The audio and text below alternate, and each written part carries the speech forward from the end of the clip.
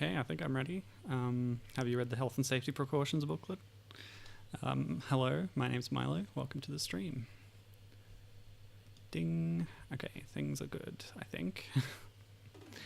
So, yes, today we're playing a Game Freak game, a rare, non-Pokemon Game Freak game. So, this is Drill Dozer for the Game Boy Advance. Ta-da! So, I've done a bit of prep work, but let's jump right in. Yeah, as you can see, this supported the Rumble Pack. The cartridge came loaded with a vibration pack that was backed by a battery. Or was it? You know, I don't know how it worked on GBA. My experience for the this kind of thing is actually a Pokemon game. Pokemon Pinball on the Game Boy Color had a AAA battery Rumble Pack that was built into the cartridge, so it was really huge and stuck out the top of the system. Anyway, how do we start the game? We start the game on our little truck. Okay. I'm just not sure how much of the story is established in the game itself, because there's there's a manual, of course, and there's even a comic within that was not within the manual but separate from the manual. It was included with the game. Alright, looks like we're here. The red diamond those evil skulkers stole from us has to be in this hideout. They're probably waiting for you, so watch yourself in there. Guillermo and I will be supporting you from back here at the trailer. Call us with your Drill Dozer's comm system if you get into trouble. Heh, don't sweat it, Grudge. She can take care of herself. I wasn't doing an old man voice for Grudge. Looks like Jill's a bit of a silent protagonist, I guess. She certainly has personality in her animations, though.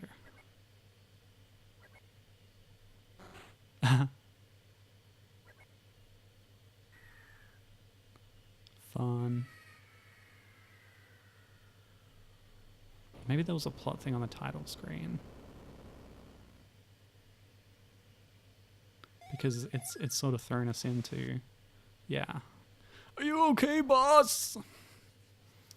That was my old man voice. Not very good.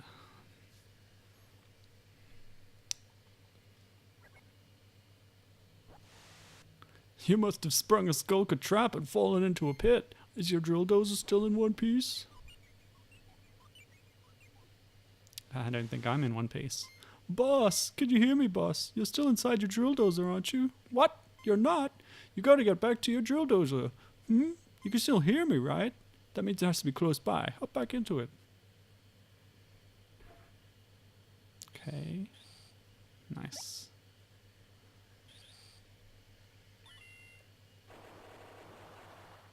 Da, da, da, da, da.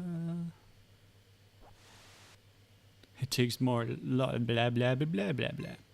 Just listen to that engine purr. I built it myself. I tightened every screw and greased every gear. I won't let you down. It won't let you down. Find a way back to the surface. Get to the trailer. Can I play the game now? Yes. A lot of that was unnecessary, but okay. Now we're playing the game. So this is Drill Dozer. My name is Jill of the Red Dozers. I'm not sure if her last name is Dozer, but the machine she's in is the Drill Dozer. Now, there's a kind of unique control system to this game where you can always charge up the drill on your Drill Dozer, and you can either go clockwise or anti-clockwise. Oh, I guess it's going to tell us, yeah. Yes, indeed. Oh, right. Oh, right. Hang on. So you have to stop, like, you have to hold it down until it gets to a certain point and then release to get the max RPM or whatever. And then you can drill stuff. Yep. I will do that.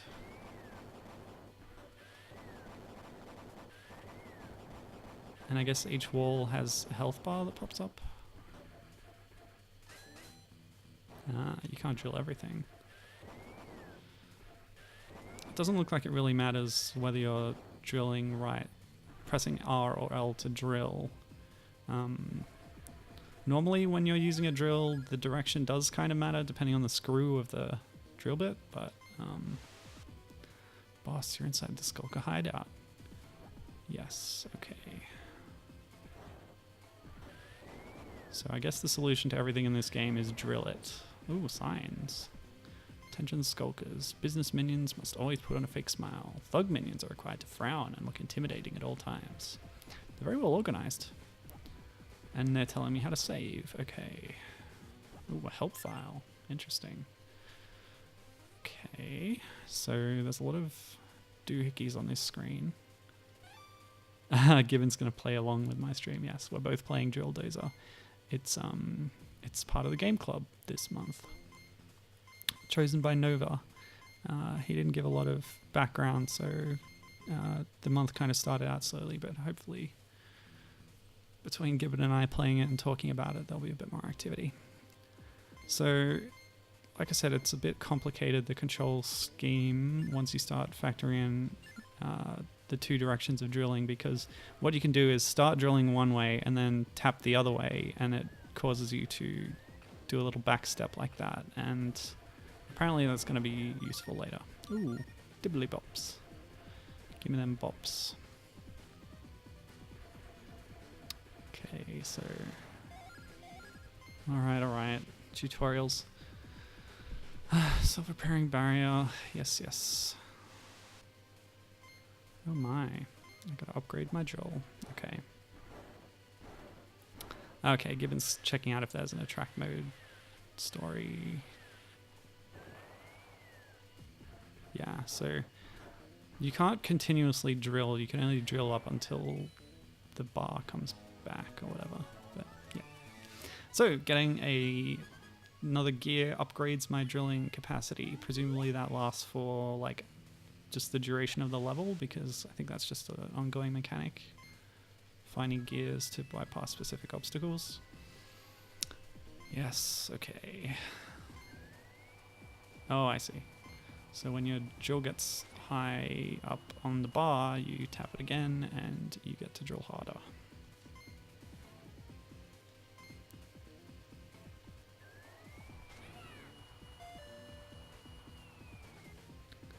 Okay, I get it.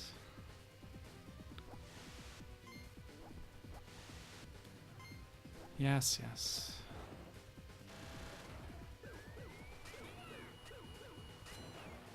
Game Freak and their tutorials. Hasn't always been like this. The newer Pokemon games have a lot of tutorializing.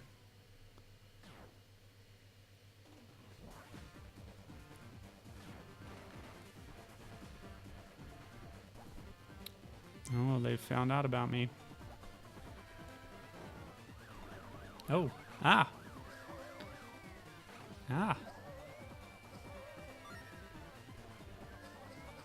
Yep, drill the thugs. It's pretty cruel, actually. Wonder if they have any armor, or if I'm just sort of boring straight through their torso and annihilating their guts. It's possible.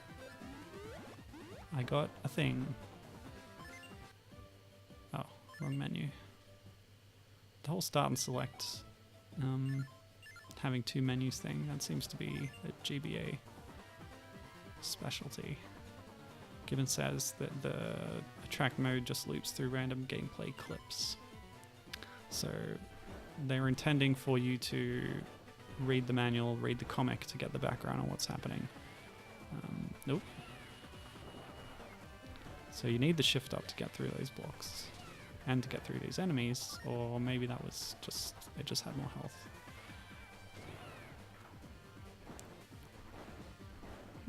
So there's two ways to go, that's interesting.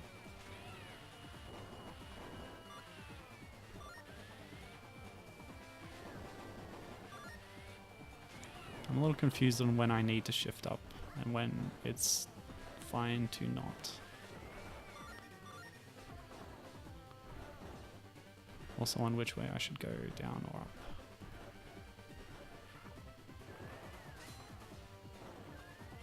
Oh, Gibbon's Smart Boy actually supports the rumble feature. That's nice, mine doesn't. Actually, I wonder if it does. Let me check real quick.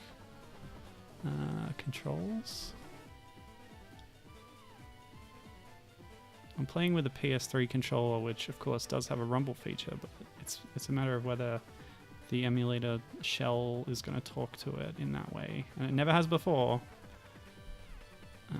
Not that a lot of games on emulation support it.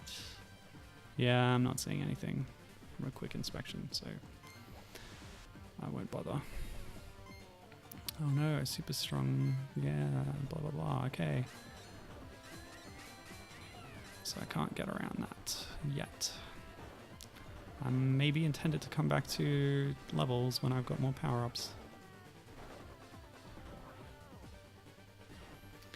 Okay, so since the game itself is not going to tell us any plot stuff, I will summarize what I read in the manual and the comic. Huh, I'm in like their laundry. So Jill here is, she appears to be an average schoolgirl, but she's actually in secret the daughter of like a gang of thieves or something called the Red Dozers, and you saw a few of them in the intro. They have this mobile truck base thing. Actually, they might have a separate base, but they can also use the truck to get around. What's this about? Oh, they're going to tell me what it's about, I'm sure. Socket lift. Drill into the socket, and I'll hold on to it. Okay. Oh, you mean this thing? Alright. But you got to get the block out of the way first. Whoops. Come back. What? That's right. The drill has a time limit on it. But if I shift up, then it lasts longer. So that's useful for, yeah, traversal. Interesting.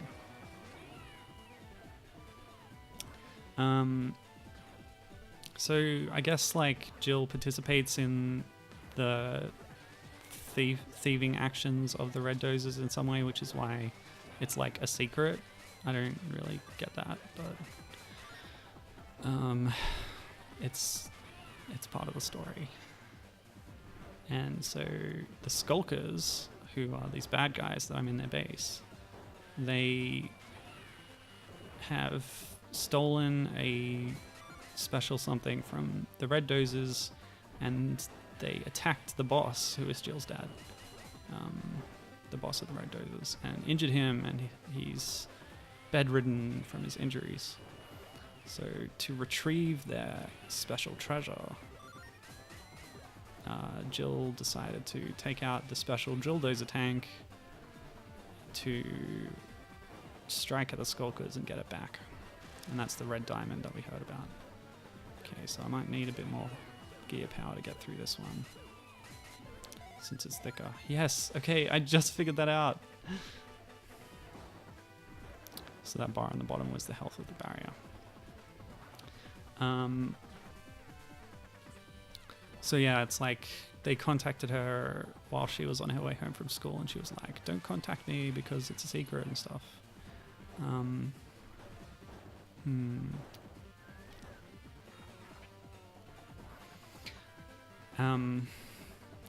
Yeah, that's basically it, I guess. I just have to get that red diamond back. So the thing with the red diamond is it's important to Jill because it belonged to her mother, and her mother's passed away. And that's implied to be part of the reason why her father turned to a life of crime, like because he used to be an archaeologist, and then the mother died, and for some reason this made him become a thief. I don't know. I think what Gibbon said in our Game Club chat was very insightful about this game, and I'll repeat some of that in a minute. But basically what a point he made was that with all the backstory and the way the characters are designed and the world's pretty well fleshed out, or at least the scenario is, it seems like this game is almost like the adaptation of an anime that doesn't exist, which is, you know, a compliment to the character design, the scenario writer, that kind of thing. Oh, I had some of those names. No, I didn't write them down. Never mind. They're basically the people who worked on this game. You know, it's Game Freak. They pretty much just make Pokemon games most of the time, except for this and a couple others. It's not like a separate team or anything. Well, maybe it is. Who knows? Whatever. I didn't look into it that deeply. Oh wait, we're gonna shift up twice, right? Hang on. All right, I can shift up twice. Yeah, oh yeah. Yeah, now it lasts a long time. We can just drill through a bunch of stuff. Great. That was fun. Hello, Zach. How's it going? I'm playing Drill Dozer. Yes, we can drill things. My drill will, like, pierce the heavens or whatever. Gurren Lagann references. Yeah, don't drill explosives, but I can deflect enemy projectiles. Yeah.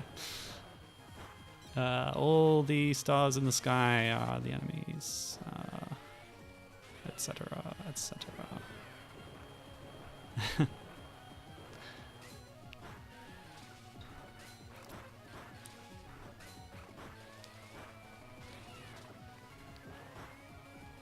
Ah, nuts.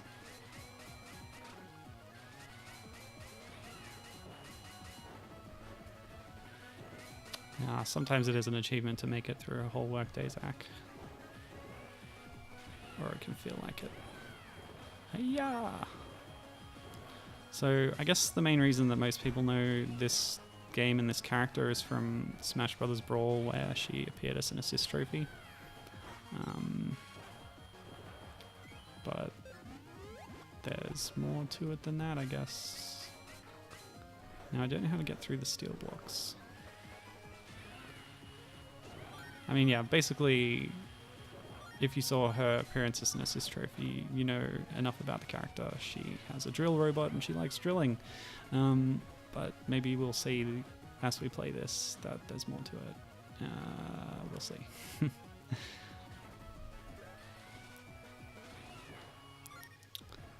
Okay, so the big barrier was over here. Correct.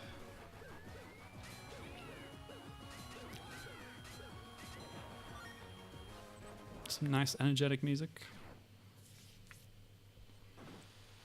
Now, the red diamond, which is the MacGuffin that the plot is built around, apparently, this is one of those weird tropey things. Like, the red dozers, despite being literally a gang of thieves, they're like noble thieves, and they found this red diamond, but they're not gonna like sell it or anything because they're protecting it from other thieves who would do bad things with it. It doesn't make any sense, but oh, that's fun. When you press B and there's no like contextual interactivity, she just pops out like this.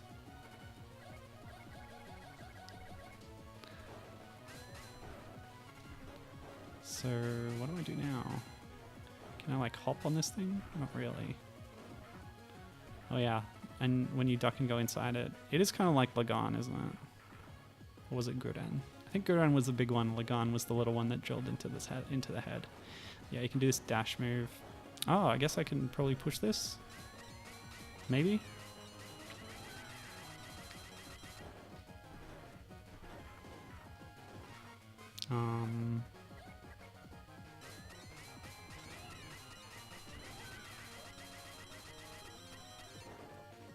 So I tried drilling into it and then backing up to pull it. That doesn't work. So if I could get it over here, that would be helpful. Ooh, I know. There's another move I haven't tried. The recoil move. Oh, hang on. Nope. Okay, that didn't work. Oh, and the transceiver didn't pop up or anything to tell me what to do. on the one time I needed it. Gibbon, you did this part. Tell me what to do. I'm stuck. Is this stronger when I charge it up? Nope. Looks like the same.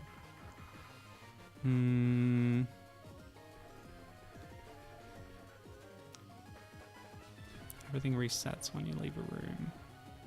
Let's examine the room. So there's a purple block. Help menu. Jumping, crouching, dashing, drill basics, recoiling, block jump, kickback, skipping gaps, deflecting, scouting. Kickback? Drill into a block and then reverse to propel yourself backwards. Yeah, I can't drill into it though, that's the problem.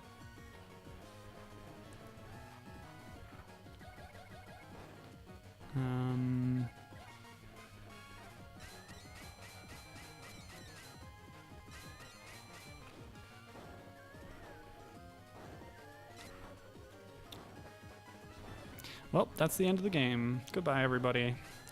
Seriously, though.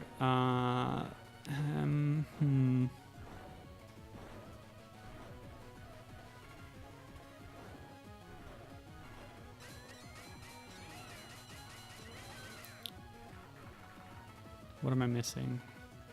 What did I just learn? I haven't learned anything to do with these.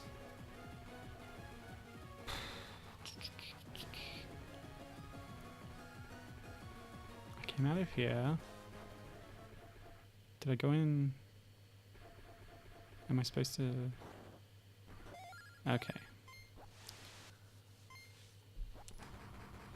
That's fine. I guess I'll learn what to do with that next. Drill into the hole. After it shoots something out. Oh. I gotta be precise.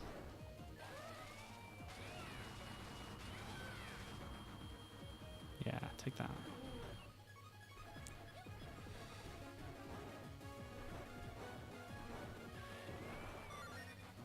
So all this currency I'm picking up, apparently it can be used at shops in between levels to upgrade my abilities or something. Why? Yes, thank you. No, I may be a toddler, but I know left from right. Okay, so one way works and the other doesn't. That's literally all there is to it. Not very complicated. Vroom, vroom, vroom. Yes, it's spinning. Oh, this would probably be really cool with the rumble. Oh well. I feel like I'm missing out now. Because every time you drill into something, basically the thing is going to rumble.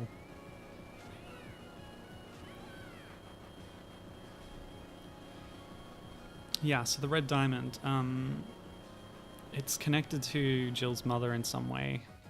Yeah, Gibbon says the rumble does have a nice touch. Like, I don't know, it belonged to her and Jill wants to protect it in memory of her dead mother. So that's why it's important to her.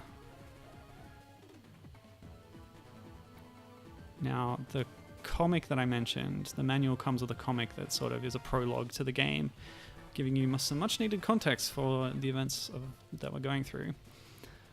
So I recommend checking it out. And it's, you know, nicely drawn too. It's got a nice style, much like the sprites in the game itself. So there's a sort of a written prelude section to that comic that makes the claim, what did it say? The red diamond is said to be able to grant any wish, which is just one of those really stupid tropes that I hate, but yes, the gears only last one level, as I predicted.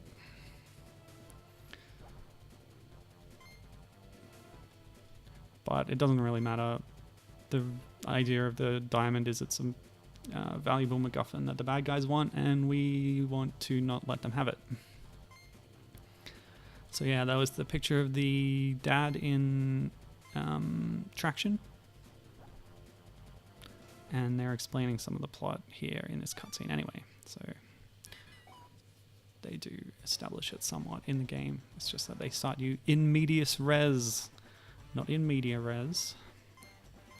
So here we are in our truck, sort of. It's really just a menu.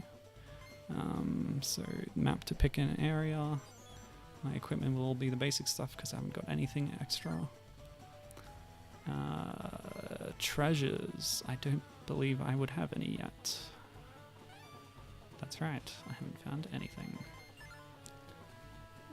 But Guillermo lets me save. Okay, so where's this shop? You know, I don't even need to save because I have save states. Bing bong. Okay, that's all we can do for now, so...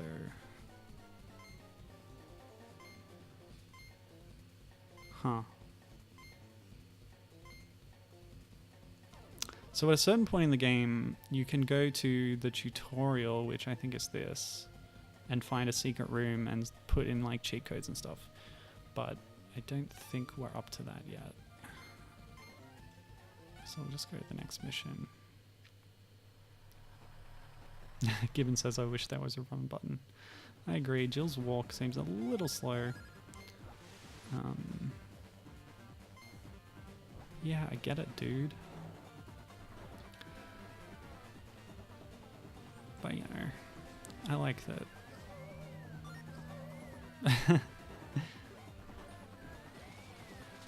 Given actually, one of the things he compared it to in his little analysis on the Game Club chat was Mega Man Zero, which I do see the connection to, but just comparing it directly to that for the sake of argument, if it was more like that, and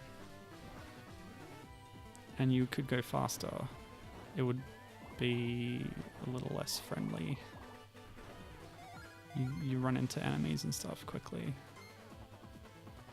Drill into it, then reverse. Okay, I'll do so. What? Dude. Okay, so that's how that works. We've learned the kickback maneuver.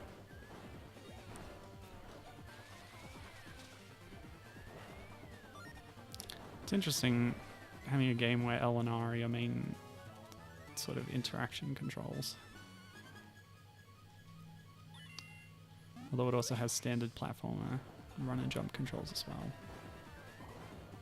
Oh, got to shift higher to go further.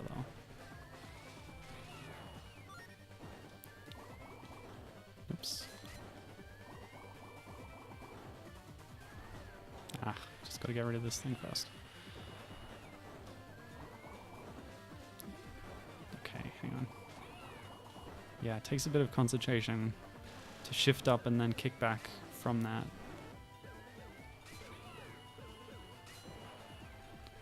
An interesting system. Yeah.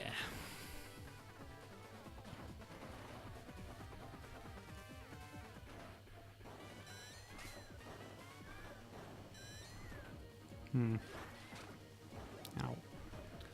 Yeah, see, I have plenty of health and I don't really get hurt too often.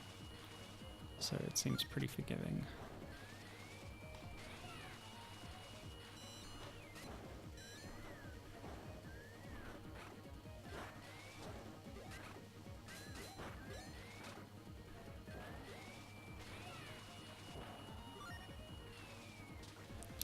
You can start moving once your drill is coming down from full power, I guess. Seems like.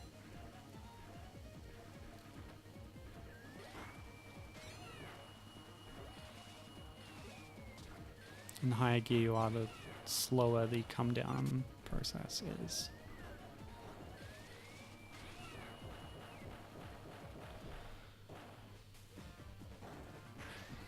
So yeah, I was happy when Nova picked this game as the Game Club game for March, because it's been on my backlog for a while, by which I mean I noticed that it existed and I was like, oh, I want to play that at some point. But it also fits well with my stream theme this year, which is highlighting games about female characters, because Jill is the star of the game, no doubt. Okay, so I've been in this room before, have I? No, I haven't. Why was that door boarded up then?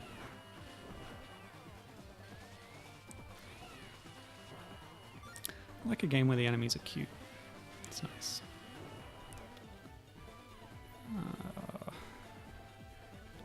Yeah, so I never got a chance to play this game officially, legitimately, because it was released in Japan and North America, but the European release, which was planned, got cancelled, and that includes Australia, by the way, Europe and Australia, PAL, etc.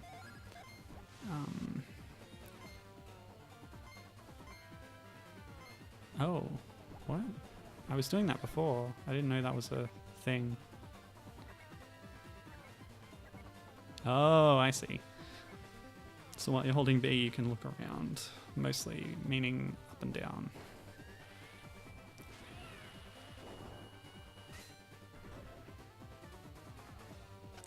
Yes, very cute. Yeah, so came out in Japan and then America after a few months later. And because the US release, the North American release rather, because Canada of course is included in that, they got it later. That means that there were a few extras put into the game, like a couple of graphical changes, but also they sort of added references.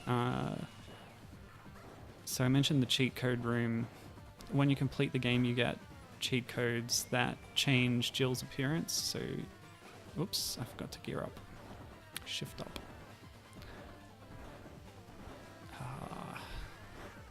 Yeah, so you get these cheat codes that can change Jill's appearance. There's a bunch of different costumes, and they're, I don't know, kind of typical stuff. But in the North American version, they changed them slightly. Whoops. So that there were more explicit references to previous games that Game Freak had worked on. And that includes Pokemon, but also a lot of their other stuff. So it's all on the cutting room floor, tcrf.net. Very good resource, of course. But it's worth checking that out. And you can input cheat codes once you have access to the room that you use them in, even if you haven't met the conditions in the game for them to be revealed directly to you. So if you look them up, you can just use them. And it's just a little appearance change. Harmless. So yeah, some examples would be she has a nurse outfit that they changed the coloration of it in the American version so that it resembled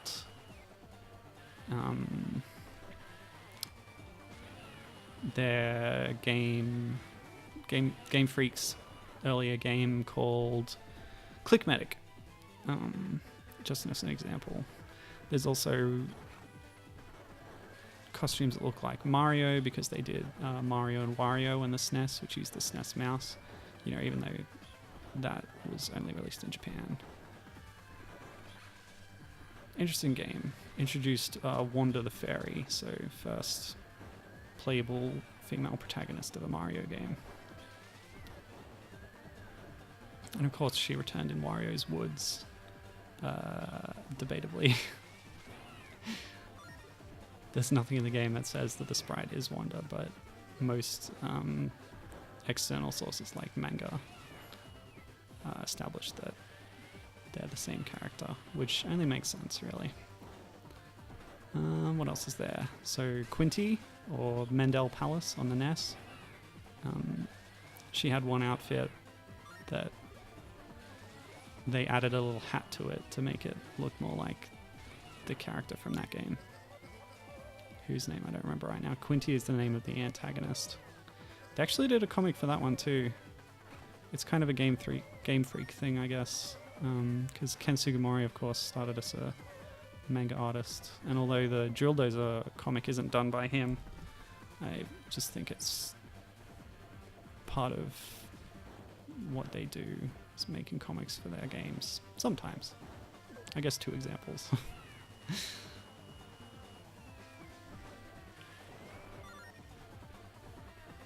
Okay, can't do that right now.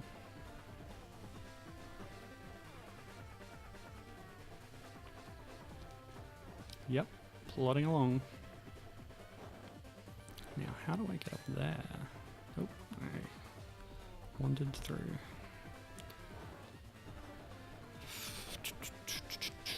What else was there? Yeah, she had like a futuristic kind of bodysuit thing that they turned into a Pulse Man reference, which is neat. Pulse Man has cred from me.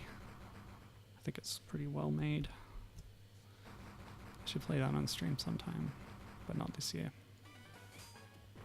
Oh boy, 2 at once, and I'm low on health. Ah.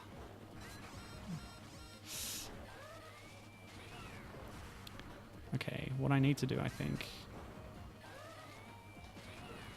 is pop off like that when the second missile comes at me. Good stuff.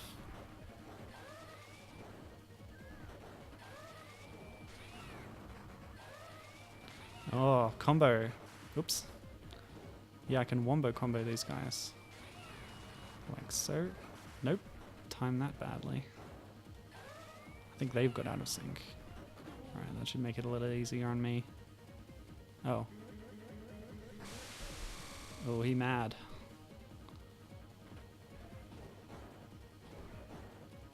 Ooh.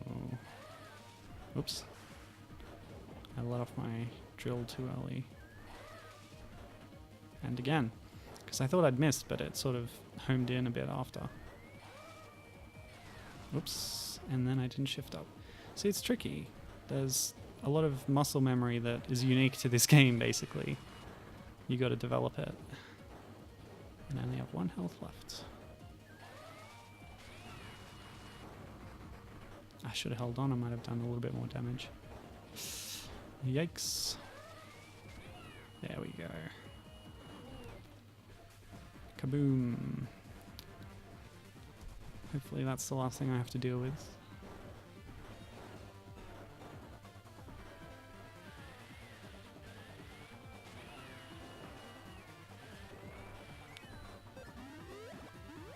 Aha, that's a health. I see.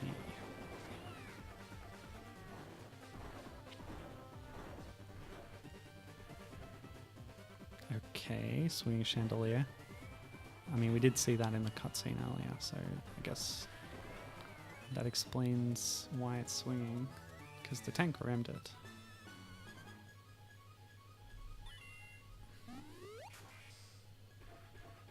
Third gear. Is that a one-piece thing? I don't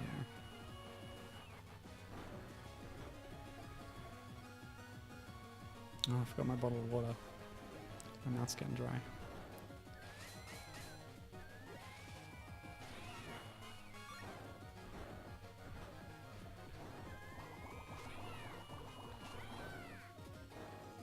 Yeah.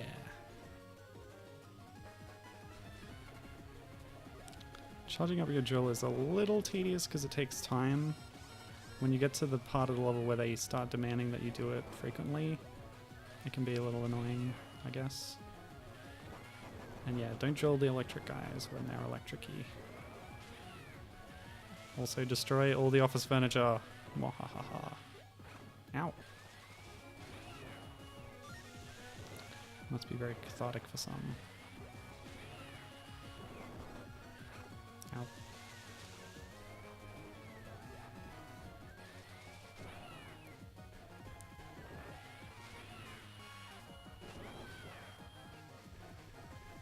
So yeah, like I was saying, Gibbon mentioned the quality of this game that makes it seem like it's based on an anime that didn't exist because it's well a well-crafted world and stuff. Ah, yes, the dash. Okay. Which I think is something that this game has in common with Pulseman, because I'm kind of getting Pulseman vibes. Because that's also a game that's based on like technology and... can I do this? How do I get in here? Yeah, I see. And then dash. Ah, clever. Oh, not so clever. Wait, am I talking about myself? How egotistical. Give them sweet chips. Don't know what they do, but I want them. The constant refrain of the Collectathon fan. Oh, careful. Don't be inside an enemy's hitbox even when you're drilling them, because they will still hurt you. But you can immobilize them with a drill, so if they're above you, you can do that.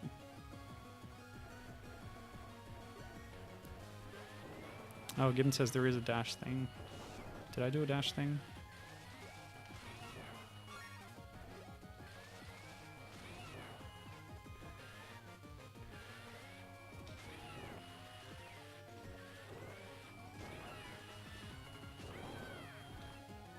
You mean the crouch dash? I wonder if that's a fast way to get around. There's quite a bit of lag at the end, but yeah, actually, that might be a good way to travel.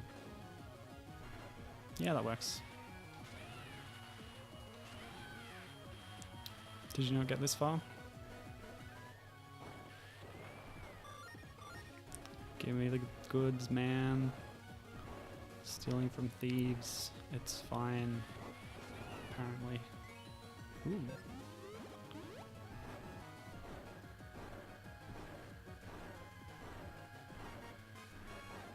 Okay, maneuvers. Yeah, beautiful. It feels good to pull off a maneuver like that, which speaks well of the game design. Gibbon's not progressing as fast as me. But you'd actually played some Assault the other day, so I figured you'd be ahead of me. Oh, we already got the red diamond. So this is the end of the game. Oh no, it's a weird alien man. That's Krug, the evil mega boss of the Skulkers. Really? He reminds me a lot of Forful. This little flying chair thing. And the green skin, of course. Of course, he had a flying helmet, didn't he? Yeah, so your mum left it to you when you died. When she died. Blah, blah, blah. Yep. Thieves, etc.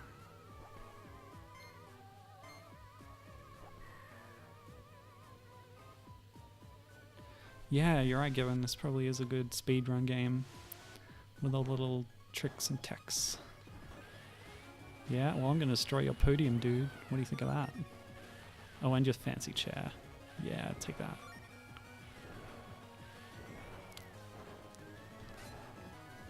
And your moose head. Can't destroy that one. Oops.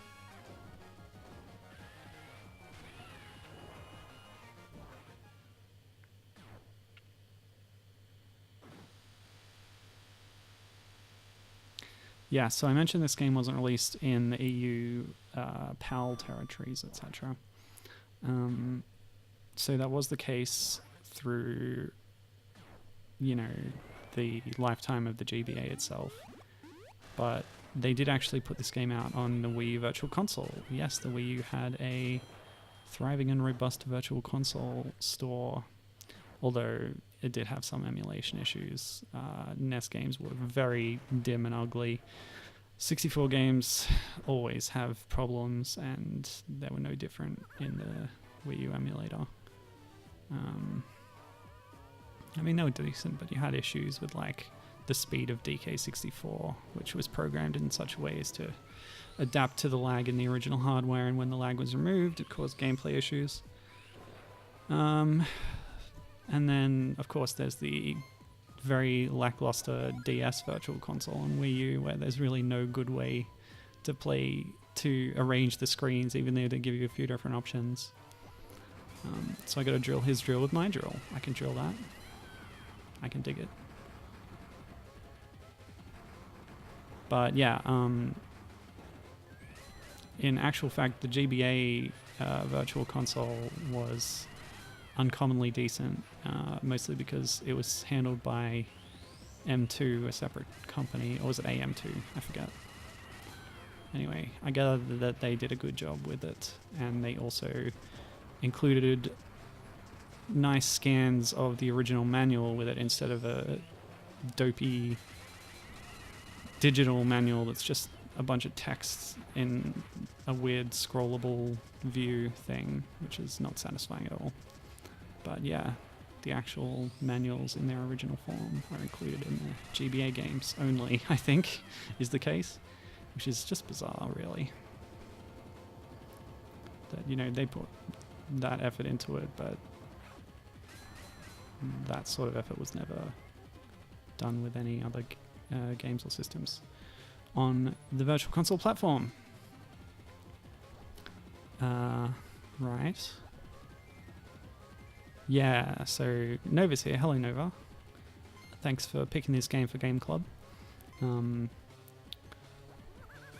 I don't actually have the Virtual Console release, but can you tell me if like the comic is in that version viewable? Yeah, take that. Yeah, sup. Ouch. Whoa. Tricky. Dodging. You know, this isn't the most sophisticated action game. It intentionally, I think, it's supposed to be designed around the drill mechanics and to be a little forgiving otherwise. But yeah, nice. Nova says pretty sure it was, so that's good to hear. I found a scan of the manual online, but it didn't have the comic in it. Maybe it was just separated, and I don't know, whatever. It was definitely included in the release of the GBA game. Oh, Gibbon says he's done the opening twice because he played the first part on PC and then put it on his Smart Boy. So he was basically playing it through at the same rate as me from the start of this stream. But I think I've overtaken him, possibly. Pretty impressive for a pink-haired, ponytailed red dozer. You beat me, so I guess I have to give you back this red diamond. Yeah, right. Ha! Like I'm gonna go to the trouble to steal it, only give it away. Mwahaha. Wow, he's so evil.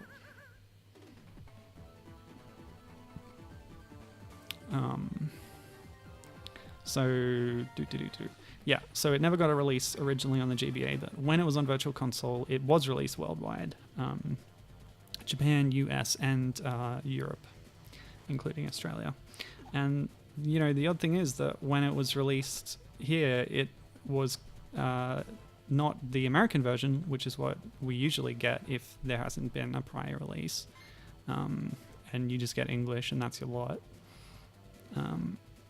It was the full deal with all the language translations you would need for a proper European release, which suggests to me that they had that version localized and ready to go, and they just cancelled it at the last minute, which means that releasing it on Virtual Console in that state was a matter of minimal effort for them. So yeah, now he's telling me about the shop. So that'll open up for me. Oh, good. Zach, thanks for telling me. Because he got DK64 on Wii U, and it had a nice scan PDF of the original manual. Okay. Objection withdrawn. I do have a few Virtual Console games on Wii U, but I can't say I really fiddled too much with them. I'm going to grab a drink. I'll be right back.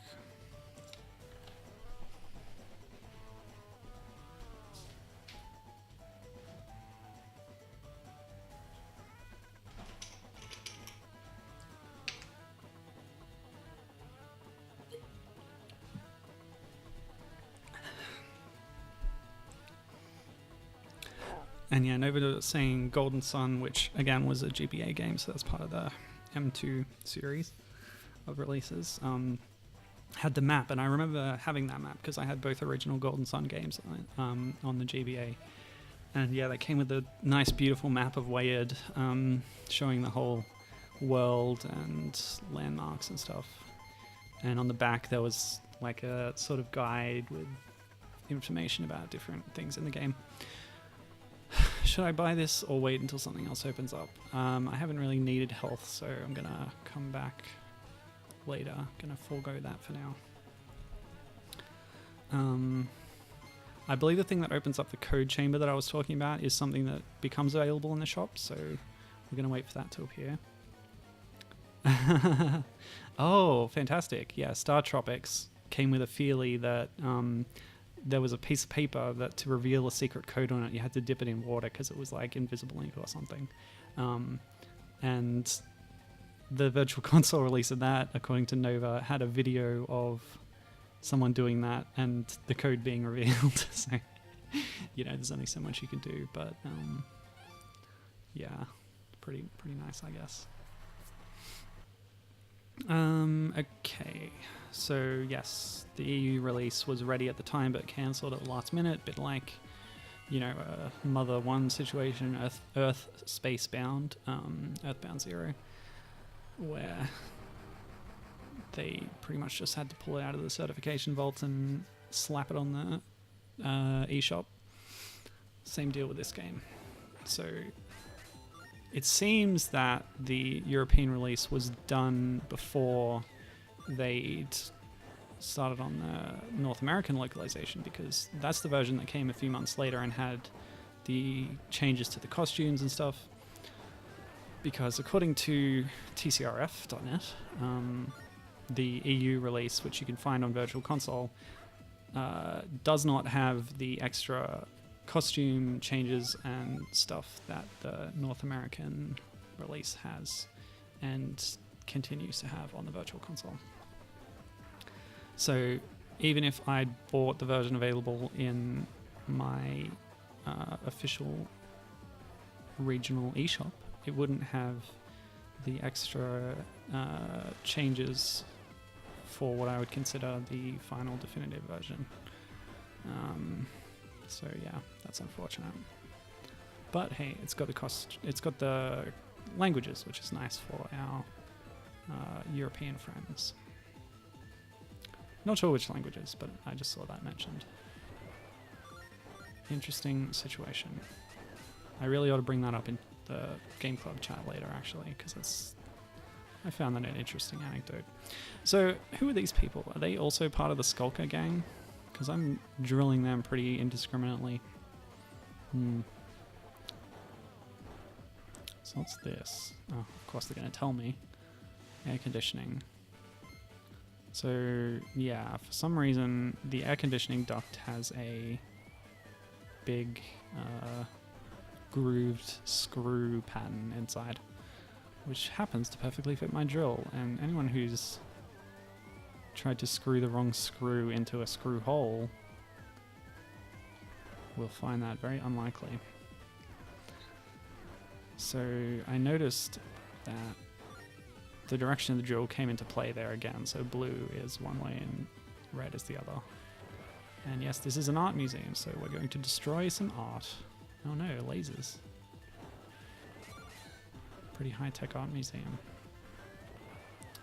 And if there's a fire, they will not be able to put it out. We had a fire at work the other day. Somebody had to use a fire extinguisher. Pretty impressive stuff. I think this is a secret. Come on, do the other thing. Oh, that's right. I don't have second gear yet.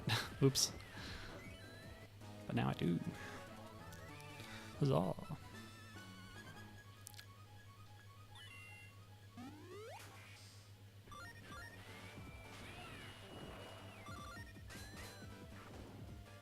Yeah, dash.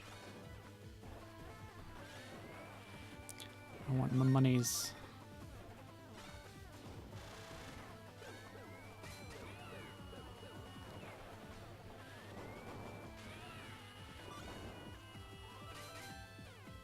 So it seems like if you drill under a block, if you drill a block that's underneath another block, the block on top will be destroyed instantly, which I guess is nice. And does not defy physics in the way that some other blocks do in this game, apparently. Maybe they're just stuck to the ceiling? I don't know. Nice paintings, nice pixel paintings. Can I appreciate that for a bit? Oh, this one even has an interaction. Well, excuse me? Oh, we're not stealing it? What? Why is there like a weird security system that involves moving a painting? And now we have 2 ways to go, and I don't know which was correct. Thief! I put it back. I put it back in a different place for some reason that was empty. And yes, I am actually a thief. I'm part of a thieves guild, I guess you would call it. That doesn't sound right. Am I backtracking now? Why was that path available? Oh, great. I guess I'll just keep going. I don't know.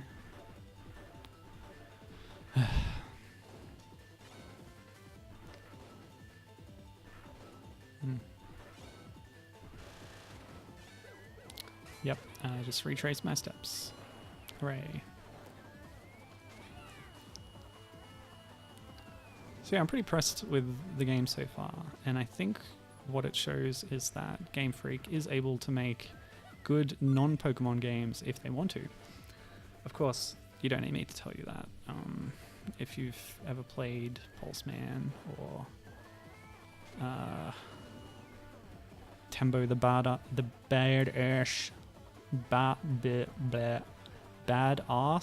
Badass. I never know how to pronounce that word. Anyway, it's Tembo the Badass Elephant. Pretty cool game. Despite Game Freak having a reputation of being a, you know, quote-unquote Nintendo company, it was released on all the systems that aren't Nintendo systems. But it's a really great game. I played the demo of it. I didn't get the full thing, but it was a lot of fun. Very smooth gameplay. You play as an elephant who basically goes on a rampage and destroys everything in its path. But, you know, for justice. It destroys all the bad guys. In fact, you rescue civilians as part of it, so, you know, you're the good guy. But it's an elephant who's kind of dressed like Rambo. It's kind of silly. Okay, what do I do here?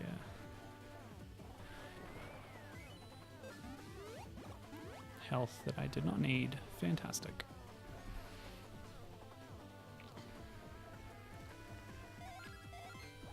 What is it this time? I can tell that just from the appearance of a dude.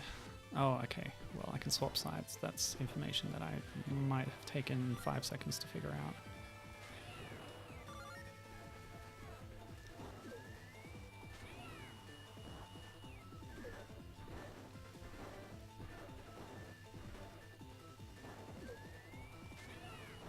Oops.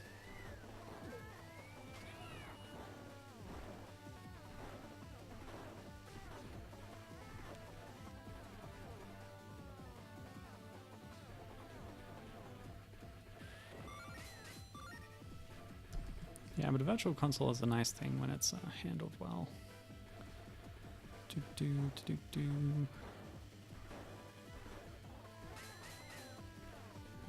I get in there? Whoops.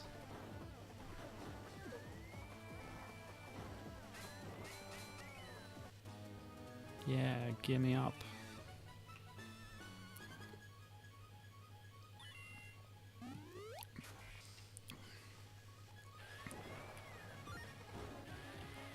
Oh. Nice that the music changes when you get your 3rd gear and it becomes triumphant. More power. Oh, is that a Tool Time reference? I appreciate that. Thank you. More power. Yes, Tim Taylor and his power tools. Oops. Ah, I blocked the progress of the lift thing. Luckily, third gear lasts a long time, so I can just ride it all the way.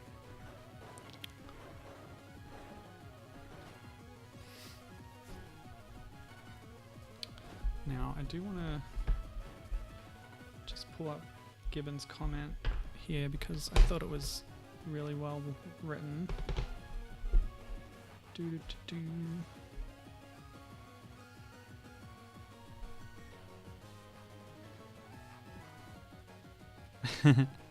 Yes, some people in that chat are commenting on my play as it happens.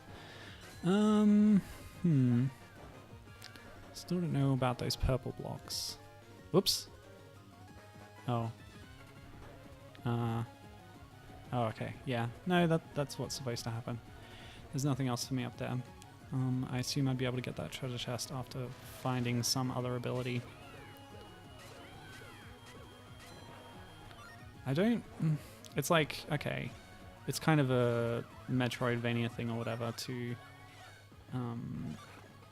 be able to get extra abilities and then come back to areas you've been before to find new stuff. But I don't think it's as great an idea implicitly when you've basically got linear platforming stages. And, you know, a lot of games do that, of course, but I don't have to like it.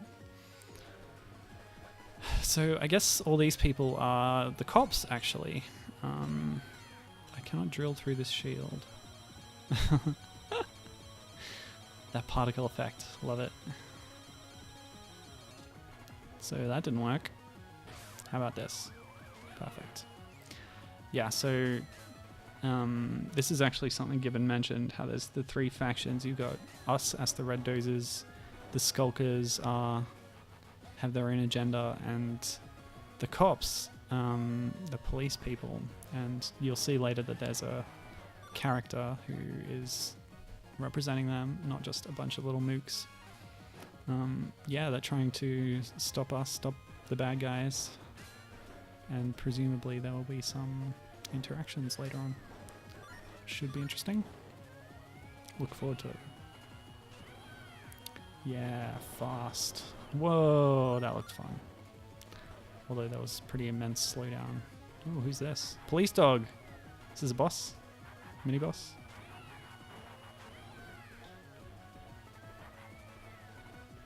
Yeah, drill the butt.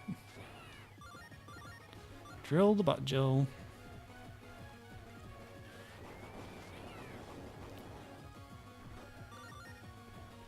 Speaking of home improvement, there's a home improvement game on the SNES, which is an interesting game. Oop. Especially, someone made a patch for it that sort of went through and improved a lot of gameplay mechanics throughout the game, which is pretty interesting that someone took the effort to go to all that trouble. How do we solve a problem? We drill things. Zach says that he liked Home Improvement, but they should have just made half-hour episodes of Tool Time instead of it being a fake show within a show. So am I supposed to undrill this screw?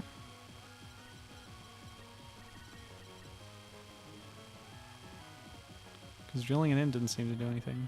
Okay, so we've destroyed it by undrilling that screw. Somehow. Ah, because their robots are made on the cheap. And it was held together with just one big screw. That's cute. It's justification. However flimsy, but it works.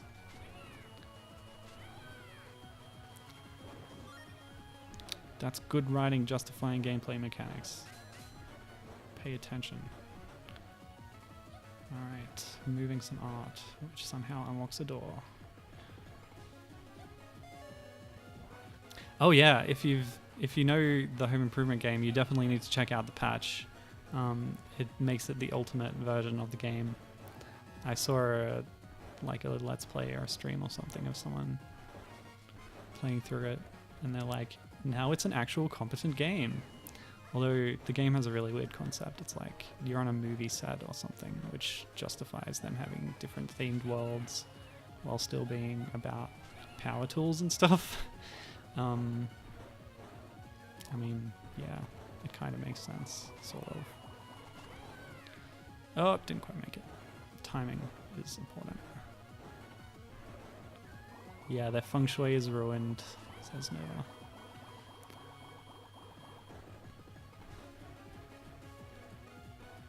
Yeah, dinosaurs, yeah. Despite the premise of it being like a movie set, there are actual dinosaurs. I don't really understand that. There's probably magic involved. Oh, what's this?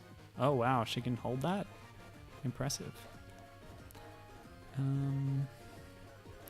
Yeah, that's right. If it was just tool time, we wouldn't get Wilson, says Zach. So this one's the odd one out. Wait, what? What am I doing here? Okay, they're all facing to the left except this one, so this one's the odd way out now. How strange. Who sets up their art museum like this? Seriously. It's a game, it doesn't really need to make sense, says Zach, but it's still fun to speculate. Yes. I agree that it's not necessary for the purpose of the game for it to make sense, but if anything, that makes it more fun to look at and go, what exactly is going on here? Nope. I want that thing. I'm gonna get it. Yeah.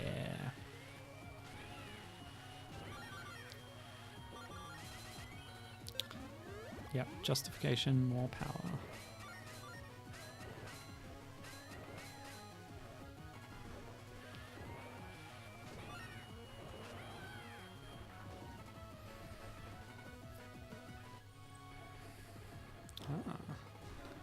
And now, speaking of sets and movie sets and stuff, there seems to be some props here.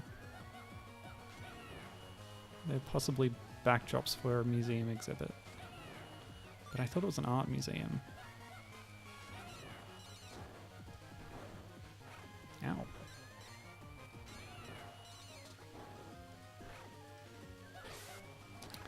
Oh, tough battle.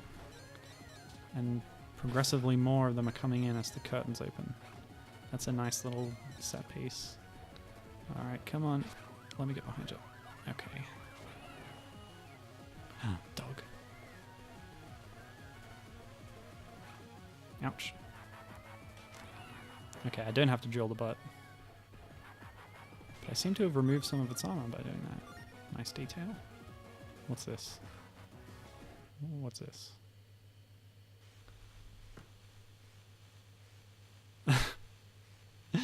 Okay, to be honest, I don't remember that because I suppose I didn't watch a whole huge amount of Home Improvement, but yeah, that sounds like a pretty poor taste joke, Zach.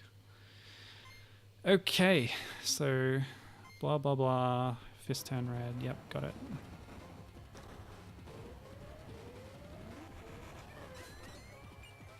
Nope, this one, that one. Nope, other way. Yes. Gotta remember which way to rotate the screw. I can never remember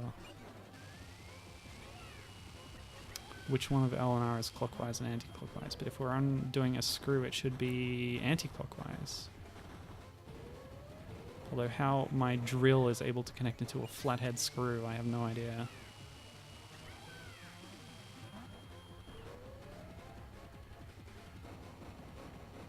Oh yeah, these are totally right armors from Mega Man X, you're right. Although they also have roller skate shoes, which is pretty awesome. Although those right armors could dash, so yeah, Gibbons says it also reminds him of the mechs from Captain Commando, which I haven't played Captain Commando, but I read the manga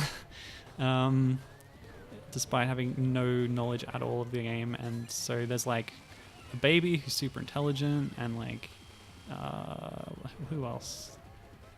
I don't know, it's weird. It's apparently like it's a Capcom thing, and it sort of was their mascot for a brief time because Cap Captain Commandos. Capcom is short for whatever. Anyway, the actual company is like Capsule Computers or something. But yeah, they made this mascot, and I guess that was a game. It's probably more known for being in Marvel vs. Capcom games at this point. Come on. Punch me, dude. Ow. Not like that. Punch me in a way that exposes your weak point, please. I think I have to dodge correctly, so yes. So maybe not put too much space, just...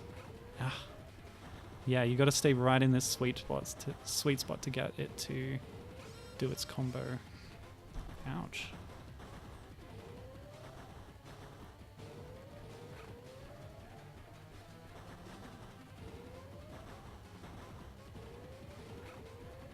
Can you drill it?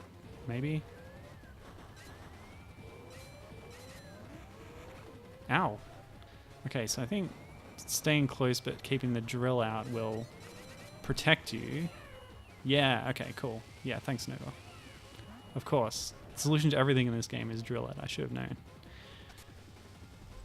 Yeah, so Gibbon says that Captain Commando was one of his favorite non-Donkey Kong arcade games as a kid, so I'd like to hear a little bit about what exactly the game is. Is it a beat 'em up? I'm not really sure, but it seemed to have a colorful cast of characters, at least from the comic.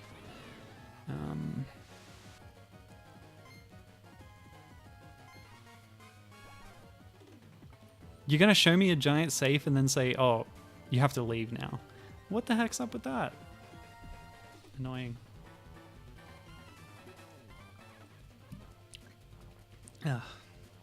But yeah, I've got Gibbon's post up here. It's quite expansive. But yeah, he's saying how the tone and the aesthetic and the cast remind him of games from the 64 and PlayStation era. Mega Man Legends, Bomberman Heroes, Mischief Makers, even Shantae. So yeah, it's this game would be well pleased to be in that company, I think. So the red diamond must be in the vault. There's 3 dials, blah, blah, blah. So we're going to have to go back. Okay, well, I guess that's an excuse to have a chapter break, like a new level. And to take away my gears, of course. So have I unlocked anything? No. So I still don't need health, even though I came pretty close to death right there. Hang on, okay, just quickly. Where are we?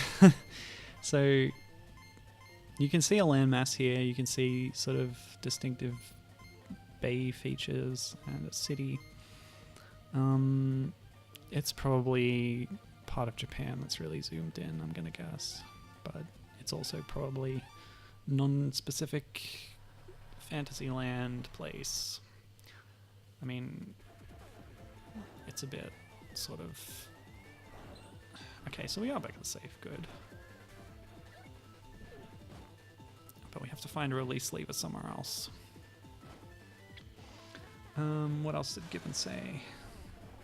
I mentioned the observation that it's sort of like an anime that never happened, because you've got an ensemble cast.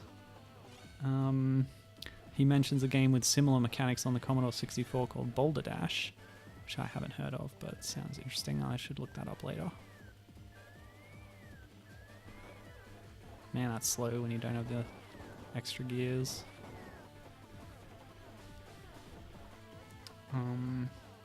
So yeah, he's saying it's a cross between Boulder Dash, Mega Man Zero, and Mega Man Legends. So we've sort of alluded to those sort of similarities already.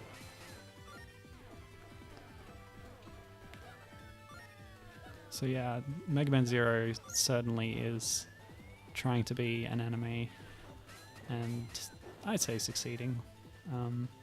I love that game. It's so good. All 4 of them, although to greater or lesser degrees. My favorite's probably 2.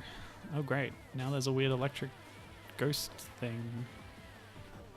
A Pac-Man, if you will.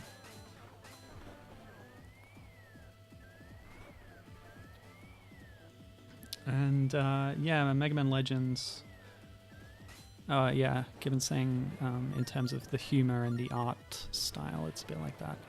I kind of compare Jill myself to Tronbon, because she's also a sort of thief who's not exactly a bad guy, right? Yes, gear up. And she rides around in like a walking tank mech thing all the time, just like Tronbon.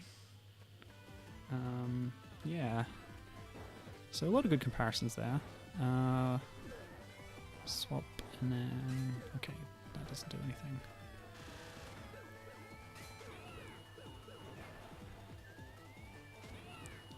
Notice a little bag of rubbish on the ground there. That's nice. Just background decoration. Oh no, Pac-Man's back.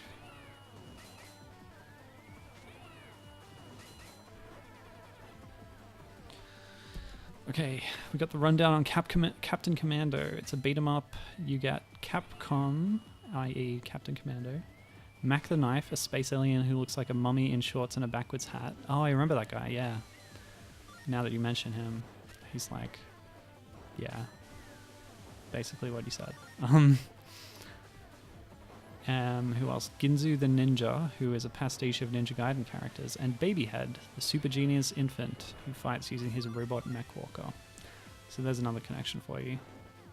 It's a small character who rides in like a big, mech thing in order to do stuff. Just like Jill. It's a very, very lampoony take on anime stuff. It's on the Final Fight engine. The main protagonists fight to protect Metro City in the far-off year of 2026 from various criminals. Yeah, I think it does pretty well with its cast of antagonists too, which is something that not all games, and especially beat-em-ups, really bother too much with. So that was nice to see. Assuming that the cast of the manga is taken from the game.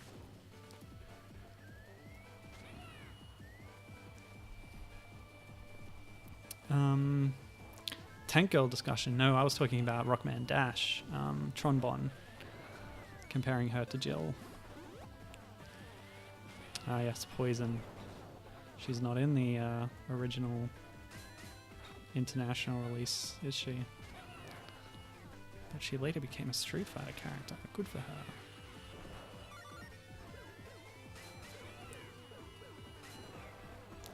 Yeah, Tank Girl, that's one of those things that I know nothing about. It was a comic that turned into a movie. Is it Winona Ryder? I don't remember.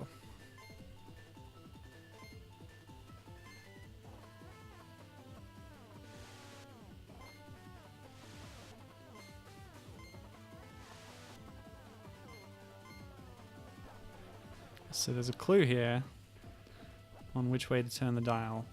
If you see a thief, assume there are 100 more you can't see. I think that's been said about ninjas.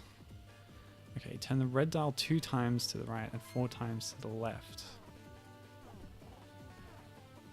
Top secret info that's in the same room as the dial. Okay. Oh. 2 times to the right, 4 times to the left. 3, 4. Hooray! Well, that was easy. Laurie Petty. Okay, I was way off. Is who plays Tank Girl in the movie, according to Zach. Gibbon says he's got a poster of Poison that he's meant to put up. Oh, Zach just looked it up, so he's not at any more advantage than me, except for having 2 free hands. Hey, get out of it, you dog. Yeah, take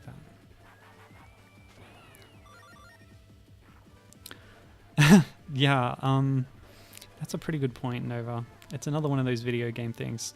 It must be really inconvenient, he says, for museum people to put anything away in that safe.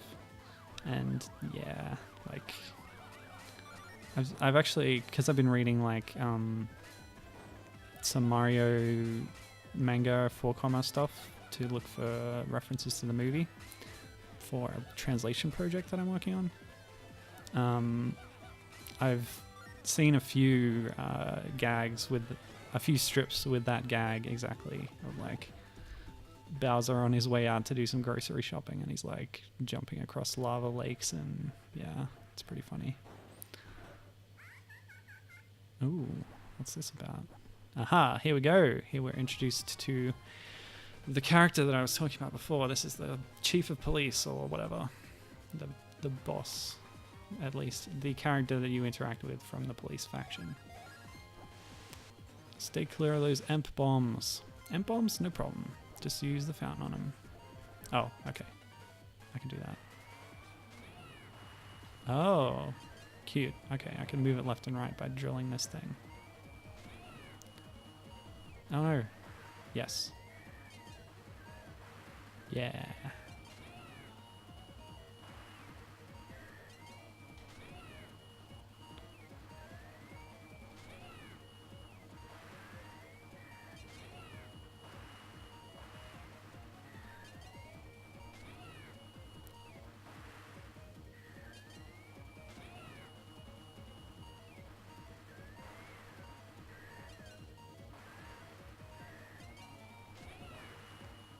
Nope, don't explode.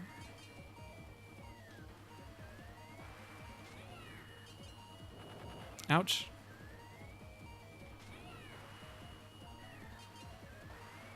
Where did the police get these propeller bombs? It's kind of strange.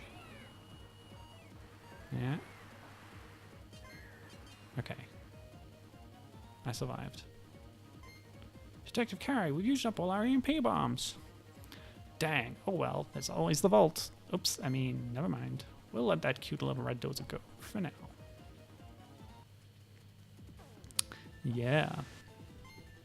Hey, that was Detective Carey. She's the most ruthless detective in the force. If she's here, she's got to be protecting something important. That's it. Our red diamond has got to be in that vault. That fountain has some serious pressure. It should even be able to lift your heavy drill dozer.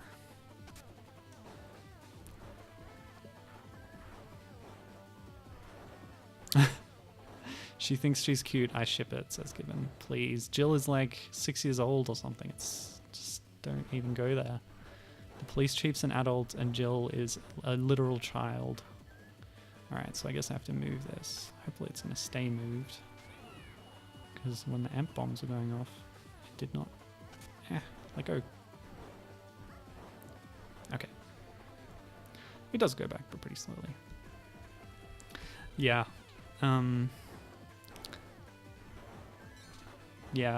So Nova says, yeah, how do they turn this? Does everyone have giant drills for this? Yeah, it's the same kind of thing in like Metroid, where the morph ball fits into all these mechanisms, especially in Prime, and just works them naturally. It's like, does everyone have ball interfaces that they use? Oh, that was a nice bit of background detail. There's a police bulletin on the desk. Don't hassle any thugs from the Skulker gang. They're paying us well. What? Okay, so my speculation was a bit off. Famous 5. 5 times left, 3 times right. If they're just going to tell you in the same room, it's not much of a puzzle. 5 times left, 3 times right.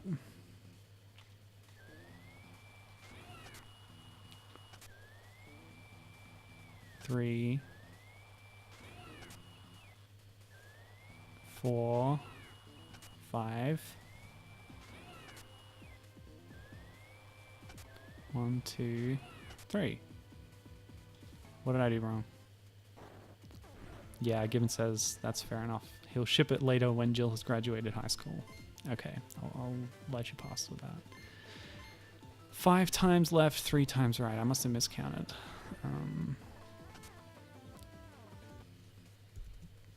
Get your adverbs here.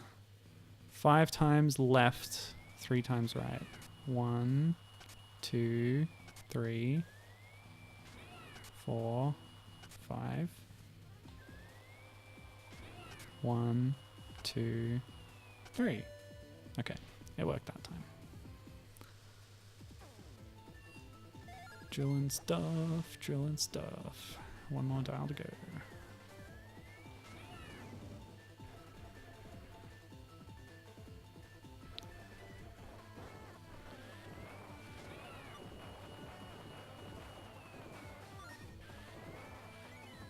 Give me that.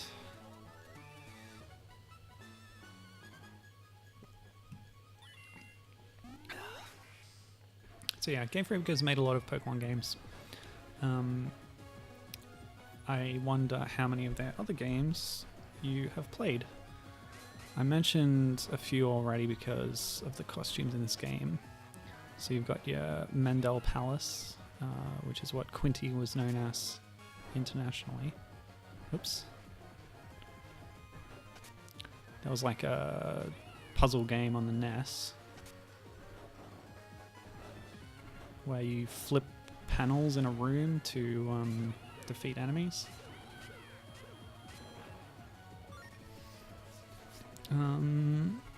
That was their first game, I believe, and has that distinctive Ken Sugimori art style to the characters, which is nice to see. Whoops. I think that's never really come up or been referenced before, except that in one of the Pokemon games there's an unused character sprite, which is a remake of like a character sprite from that game. So that's just a weird detail.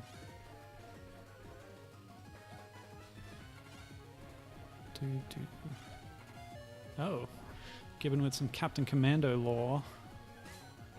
Apparently it's set in the future of the Street Fighter timeline.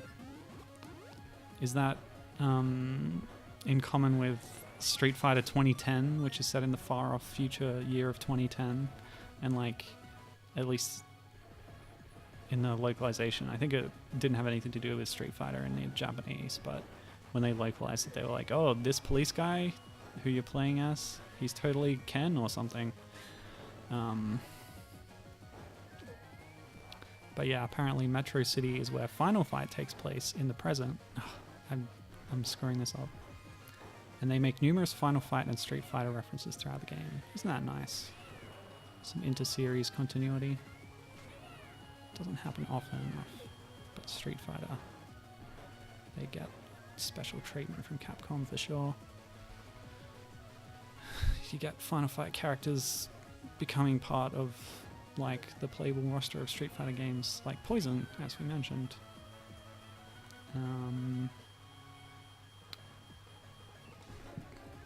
Stuff. Yeah, what else has Game Freak made?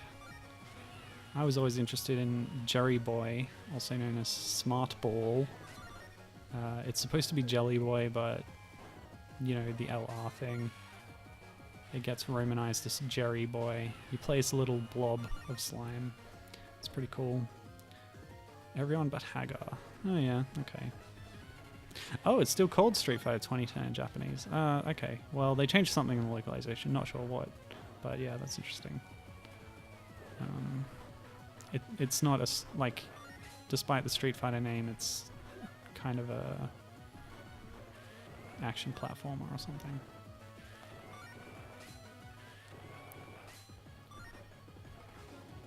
Oh, right. I get it. Yeah. Drilling things.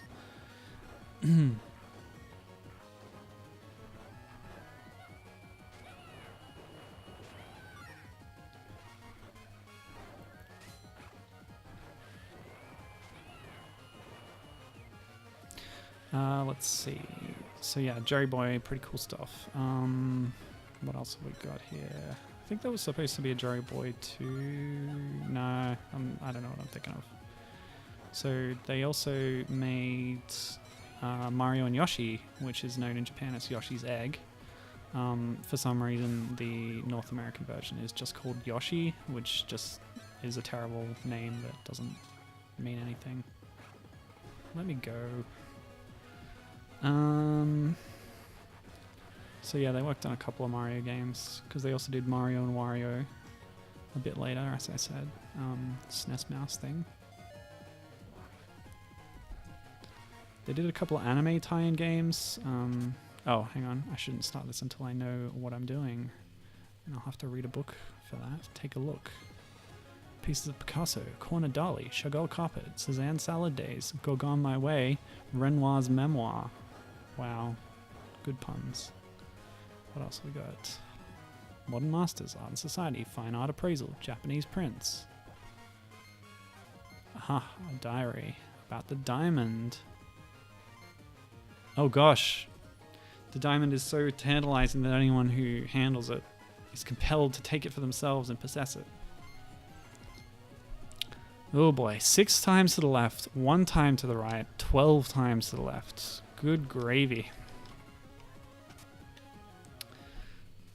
Okay, 6 times to the left.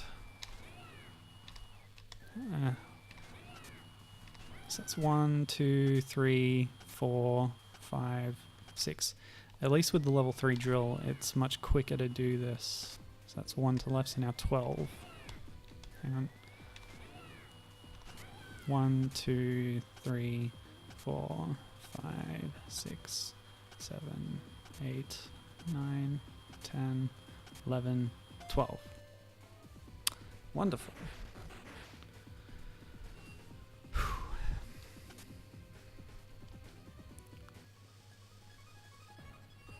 Yeah, that's right. Nova. The game Mario & Wario makes an appearance in Pokemon because it was Game Freak's last game, or their last game on the SNES before... Oh, not even that's true, because they made another, like, puzzle stacking game based on a children's book. Anyway, yeah, they made a first-party Nintendo game on the SNES, and yeah, in the protagonist's bedroom in a couple of Pokemon games. I think maybe Gen 1 and the remakes. I don't know about Gen 2. Yeah, they have a SNES in their bedroom, and you go up to it, and it says, "Oh, there's a game where Mario has a bucket stuck on his head," and yeah, that's their game. They made it. Yeah, you can't jump so well in there, can you, dog?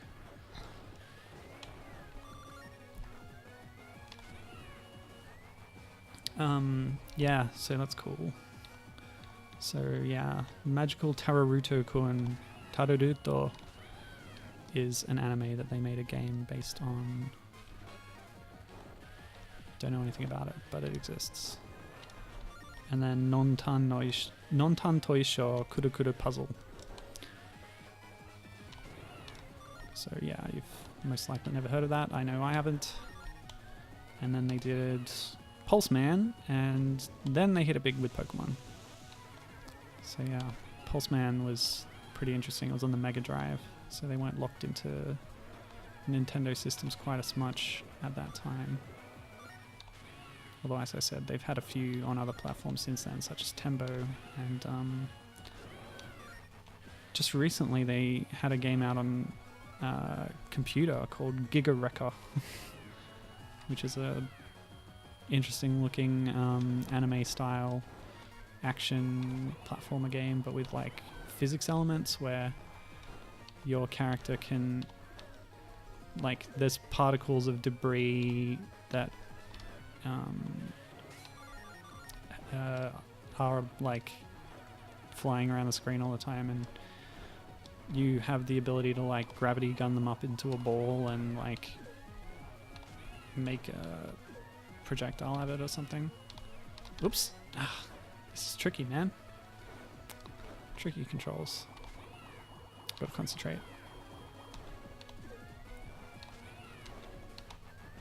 Nope.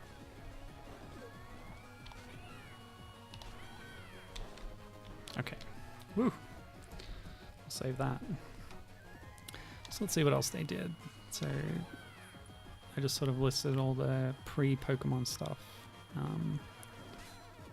Some of it more or less successful.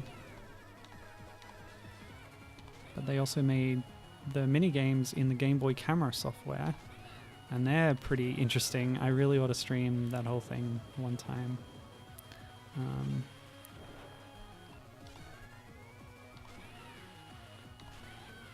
There's some, yeah, like follow-ups to older Nintendo stuff in there that's interesting to look at. What else did they do? Clickmatic I mentioned. I forgot what platform it's on, but it's like a Fantastic Voyage style thing where you shrink down to go inside someone's body and cure some ailment or other. They did Drill Dozer.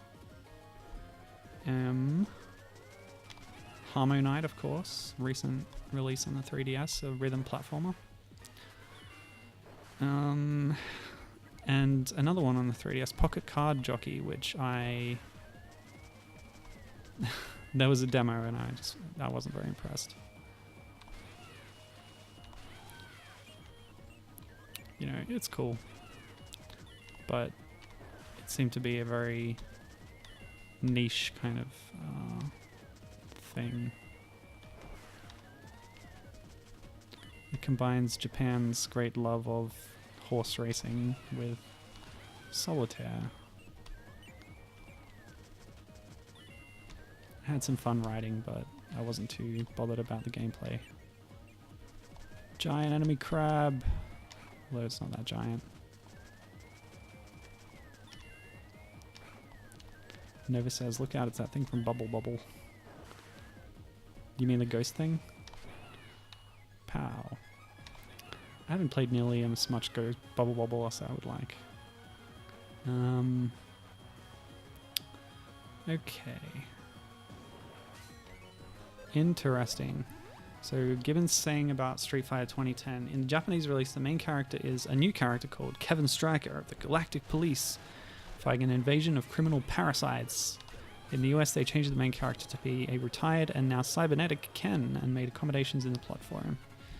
So you're saying that it was always a like Street Fighter game in name, but they added an extra Street Fighter like connection in the US release. That's interesting.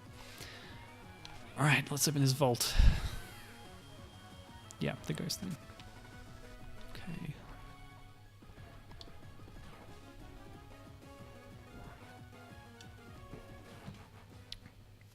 Well, it's a vault. It's full of gold. What do you expect? Hoo-wee, look at all that gold. That red diamond of yours got to be around here somewhere. That's not a red diamond, that's a gold diamond. Whoa, hello. Loot.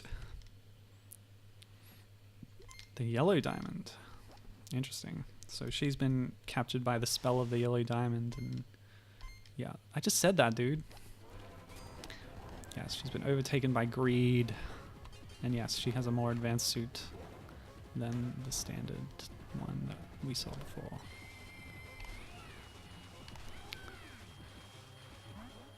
Yes, drill that robot.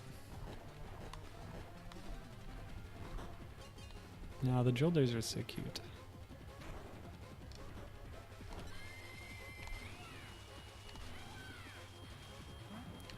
The instinct is to use R for when you're facing right and L when you're facing left, but it really doesn't make a difference unless you have the specific things that need to be turned one way or another, like blue or red or something.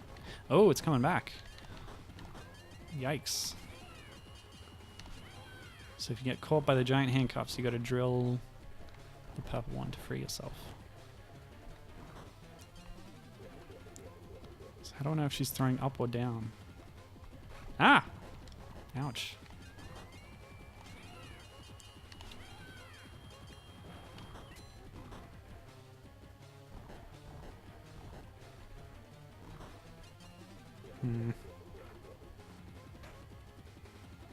It's not going to come back, is it?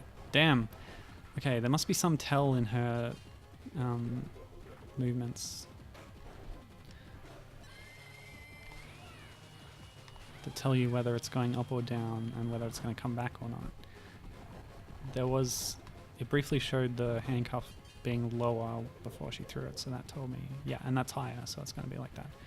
But why was it like boomeranging back to her before? I don't know. Whatever. Yep.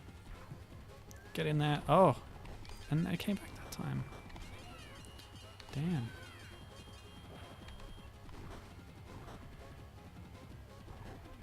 Oh yeah, that's another good pull given, with more comparisons there. He's saying it reminds him of Wario Land 3.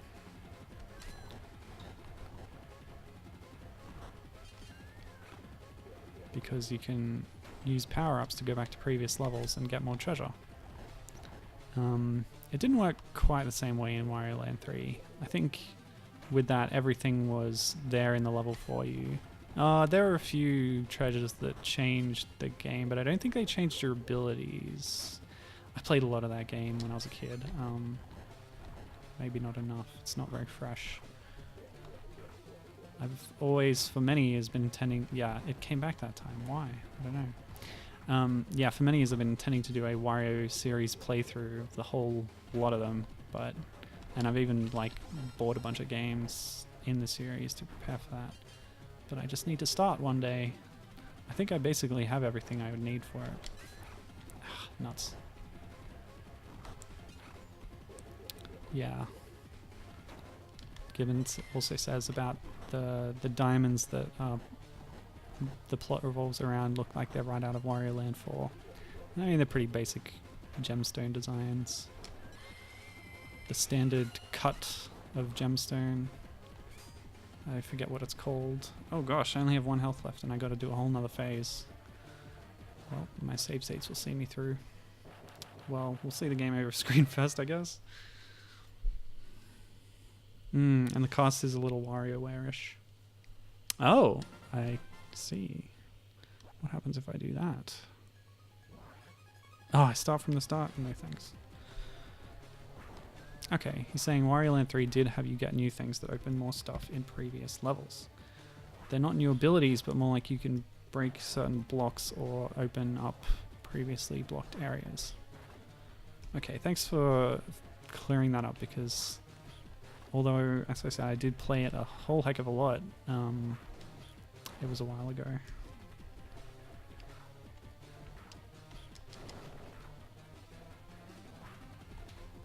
Okay, I think I get this. Nope. I thought maybe to drill the flashing part on the bottom. Okay.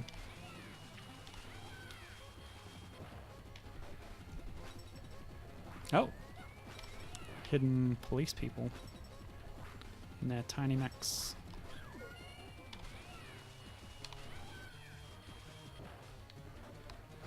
And they disappeared. Oop. That was close.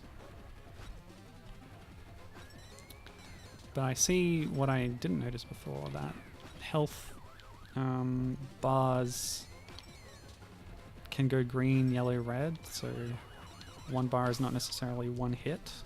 Depends on the strength of the hit of the enemy. Ooh.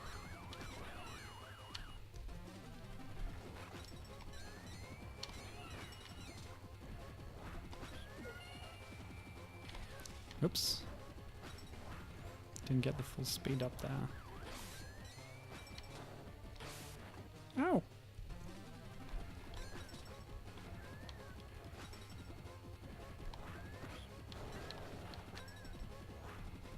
Ah.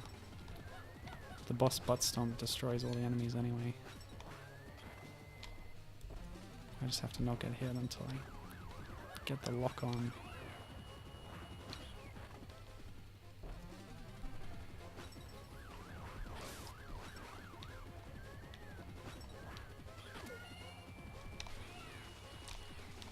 Damn.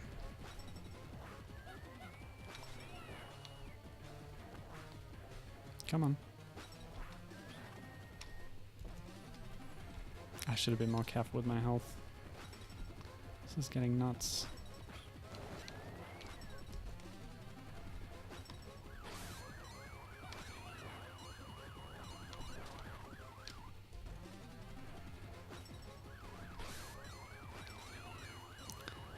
Gibbon mentioned a slight reminiscence to Shantae of this game, but with the theme of the policeman, I'm also reminded of WayForward's other, one of their few other original franchises, the Mighty series, where you play as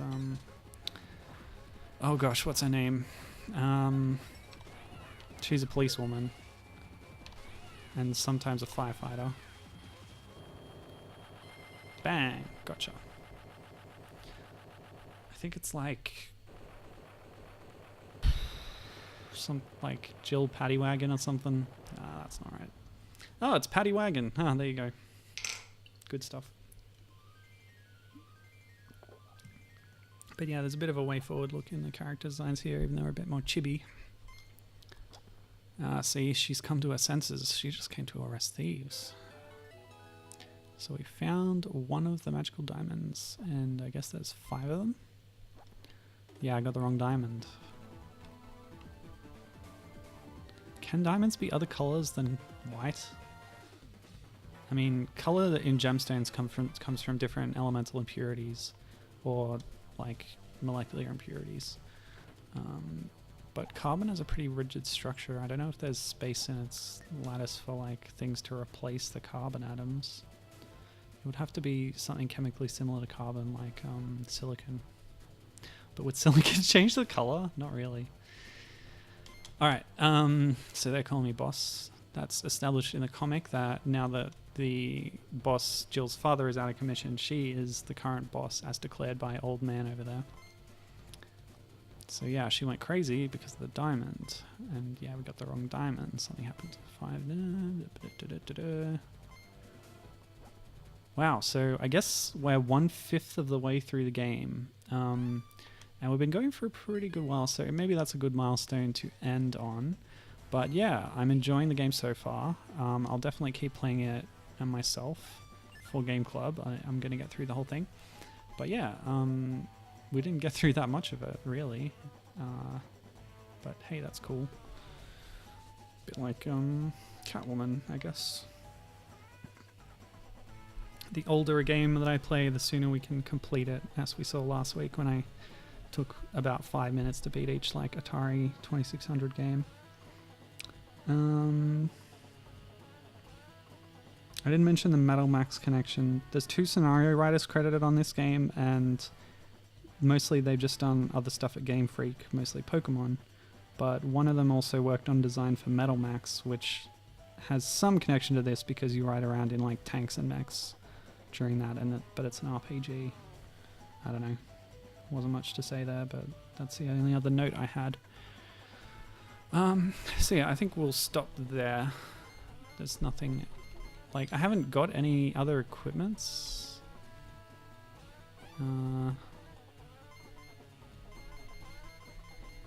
There's nothing about equipment in here, that's just game mechanics and stuff. Yeah, I'm surprised there's all those different options on that screen and I haven't got any of them.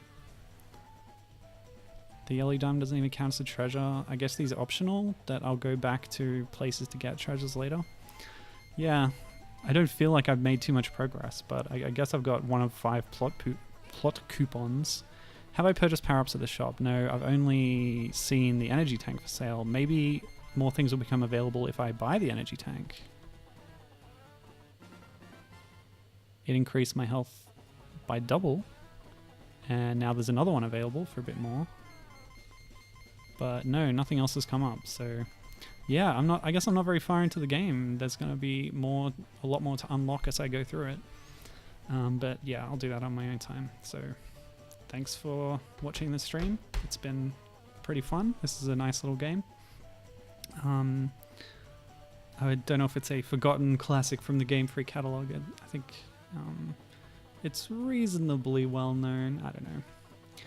But it's not Pokemon, so yeah, the ARPG stuff, comparing that to Mega Man Legends, how you could get different equipment and bolt it on and get different stats and stuff. Yeah, I don't really know what the equipment system's like in this game because I have yet to find anything that can be equipped to change up my abilities or anything. But yeah, I look forward to finding out more as I play through this game, and maybe you all should give it a go too at home. Alright, so thanks for watching. I'll see you next time with another great game about lady characters like Jill. Okay, bye-bye now.